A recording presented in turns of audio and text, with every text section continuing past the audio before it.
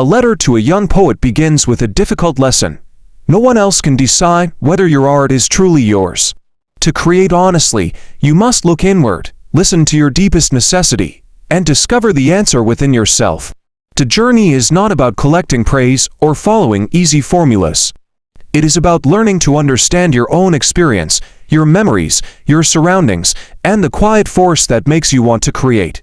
The letter begins by explaining that works of art are mysterious lives of their own. Critical words can easily become misunderstandings because important experiences are not always fully expressible. A poem or painting cannot be understood only through outside judgment. It must be approached with patience, attention, and respect for the inner life that created it. Art may continue living long after the artist's own life has passed, which means its deepest meaning cannot always be measured by a quick opinion. The young poet asks whether his verses are good, compares them with other poems, sends them to magazines, and worries when editors reject them. The answer is to stop looking outward for permission. No critic, magazine, or stranger can provide the deepest answer about the necessity of creating. The writer must search within and ask why the need to write exists in the first place. The most important guidance cannot come from public approval, it must grow from honest self-examination. The most important question is simple and difficult: must I write? The writer is asked to explore the roots of this desire in the deepest places of the heart. If the honest answer is a strong and simple "I must," then life should be shaped around that necessity. Creating is not merely a hobby or a performance.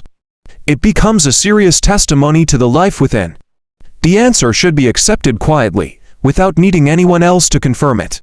After looking inward, the young poet is encouraged to draw near to nature and describe what he truly sees, experiences, loves, and loses. Instead of beginning with easy or common subjects, he should observe his ordinary life, his sorrows, desires, passing thoughts, dreams, memories, and small surroundings can become meaningful when described with quiet, loving, and humble sincerity. The writer should use the world around him, the images of his dreams, and the objects of memory as honest material for creation. If daily life seems poor, the letter says not to blame life too quickly. The creator must learn to see the riches hidden inside ordinary places. Even in loneliness or confinement, childhood and memory remain as a precious treasure house. By turning inward and recovering submerged memories, a person's identity becomes firmer, solitude becomes deeper, and the inner world becomes a place of strength. There is no truly poor place for a creator who has learned how to notice, remember, and feel deeply. When poems rise naturally from this inward world, the writer no longer needs to ask whether other people approve of them. The poems become a natural possession, a fragment and a voice of the writer's own life. A work of art is go when it has sprung from necessity.